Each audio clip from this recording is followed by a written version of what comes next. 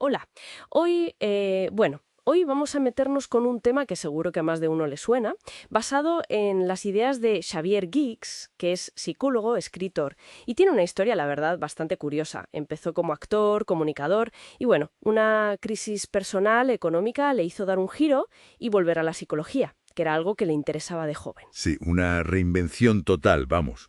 Y precisamente esa experiencia parece que le da una perspectiva distinta. Exacto. Y desde ahí nos lanza una pregunta, que tiene miga, ¿eh? ¿Es posible ser demasiado bueno? O sea, ¿puede la bondad, esa cualidad que en principio es positiva, volverse un problema? Esa es la exploración que queremos hacer hoy. Ver un poco las complejidades de esto, los límites personales, la autoexigencia, la necesidad de agradar, todo a través de lo que plantea Geeks. Sacar las claves, vamos. Eso es. Y veremos también pues esos patrones de comportamiento que a veces van ligados a esa excesiva bondad, de dónde pueden venir, ¿no?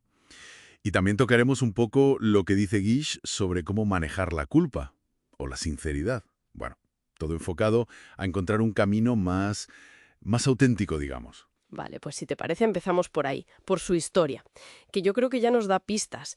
Él cuenta que, bueno, una crisis económica le sacó del mundo del espectáculo. Un palo gordo, imagino. Sí, sí, un momento complicado seguro. Pero fue eso lo que le hizo mirar hacia adentro, ¿no? Como rebuscar en su pasado y decir, oye, que a mí de joven me flipaba la psicología. Y se reinventó. Es potente esa idea, ¿eh? Que a veces, en momentos de crisis, o cuando parece que todo se derrumba, si miras atrás, pues igual encuentras talentos o pasiones olvidadas. La vida no está resuelta, como dice él. Totalmente. Y esto conecta directamente con el tema de hoy, el problema de ser demasiado bueno. Porque él, claro, desde la consulta empezó a ver patrones. Exacto. Empezó a observar a personas que llegaban y se definían así, ¿sabes? Como, es que soy demasiado bueno, casi como una queja, como una carga. Y Gainouts identifica lo que él llama mandatos, como unas órdenes internas, ¿no? Guiones que seguimos sin darnos cuenta. ¿Mandatos? Suena un poco fuerte. ¿A qué se refiere exactamente? Pues mira, habla de dos principales. Uno es el sentido del deber, pero llevado al extremo, ¿sabes? Esa obediencia casi ciega que hace que te cueste horrores decir no. Esa sensación de tener que hacer las cosas aunque no quieras o no puedas. Ya, eso me suena. La dificultad para poner límites por sentir que debes algo. Eso es. Y el otro mandato clave, que seguro que también nos suena a todos, es el famoso pórtate bien. Uf, el pórtate bien. ¿Cuánto daño ha hecho eso, no? Pues sí, porque puede derivar en una necesidad constante de complacer a los demás, de buscar la aprobación fuera. Un perfeccionismo agotador también, ¿sabes? De sentir que nunca haces suficiente. Y al final, pues eso, vives más pendiente de lo que esperan los otros que de lo que necesitas tú. Y ahí es donde entra esa frase que menciona Geeks, que es genial, de puro común. Es que me sabe mal. Totalmente. Esa es la muletilla estrella.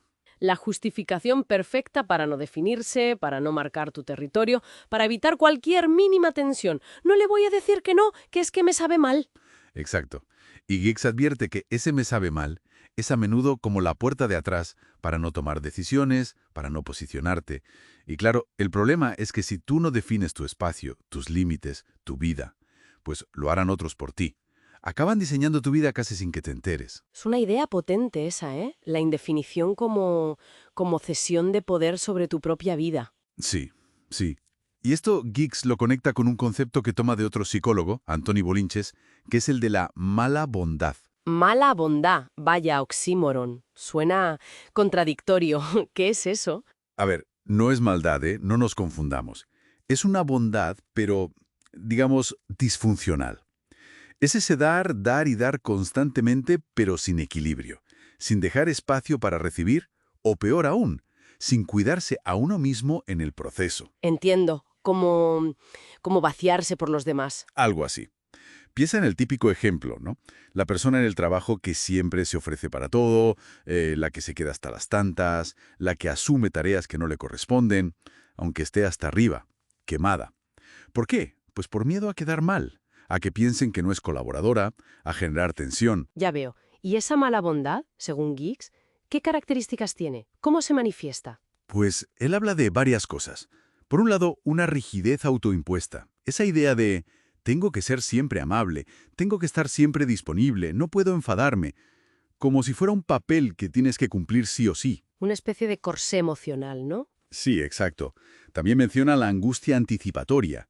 Ese rum constante de ¿y si digo que no y se enfadan? ¿Y si pongo un límite y me rechazan?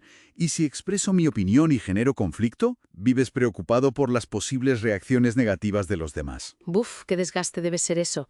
Vivir anticipando el conflicto. Agotador. Y, lógicamente, esto lleva a la tercera característica, la evitación sistemática del conflicto, a toda costa. Cualquier pequeña diferencia, cualquier posible roce, se intenta esquivar, se cede, se calla, se traga. Ya, claro, lo paradójico es que, intentando evitar el conflicto a toda costa, Pues te pierdes algo fundamental. justo, te pierdes el crecimiento que surge precisamente de afrontar esas diferencias, de hablar las cosas, de negociar. Las relaciones se quedan como en la superficie, ¿no? Totalmente.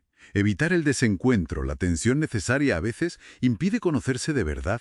Impide que la relación madure, que se haga más fuerte y real. Es como si construyeras un castillo de naipes, muy bonito por fuera, pero que al mínimo soplo se viene abajo. Y esto me imagino que va muy de la mano con el tema de la culpa, ¿verdad? Otro gran fantasma. Sin duda, la culpa es un tema central en esto de la mala bondad. Y Wicks hace aquí una distinción que a mí me parece muy útil, muy clarificadora. Diferencia entre arrepentimiento y remordimiento. A ver, ¿cuál es la diferencia? Suenan parecido. Pues mira, según él, el arrepentimiento es lamentar lo que no hiciste. O sea, ojalá hubiera dicho aquello. Ojalá me hubiera atrevido a. Es una mirada al pasado sobre una omisión. Vale, entiendo. ¿Y el remordimiento? El remordimiento es el pesar por lo que sí hiciste. No debería haber dicho eso. Me equivoqué al hacer aquello. Es una culpa por una acción cometida. Interesante distinción. ¿Y cuál es la clave para manejar esto, según Sir Wicks?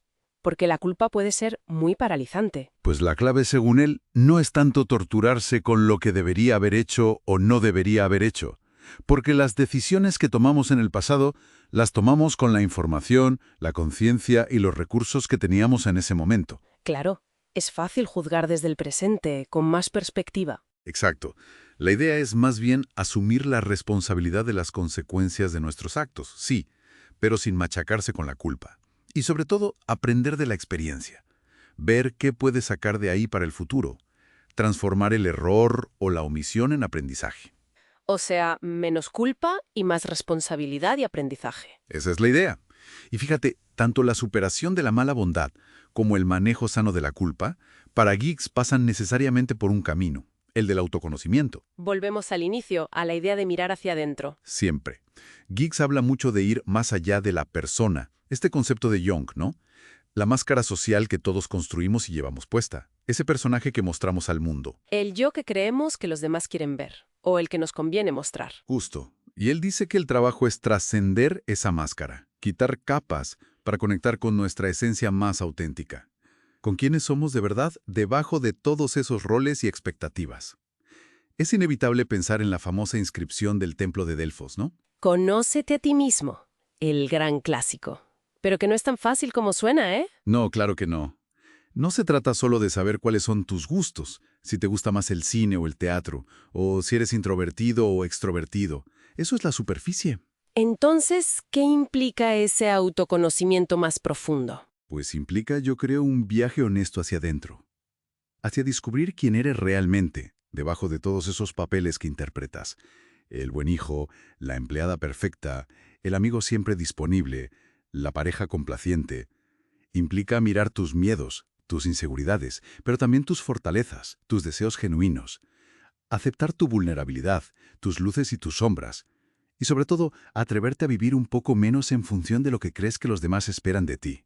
O sea que al final la raíz del problema de ser demasiado bueno está en un déficit de autoconocimiento, en una desconexión con uno mismo. Yo creo que sí, que esa es una de las ideas centrales de Gabariux.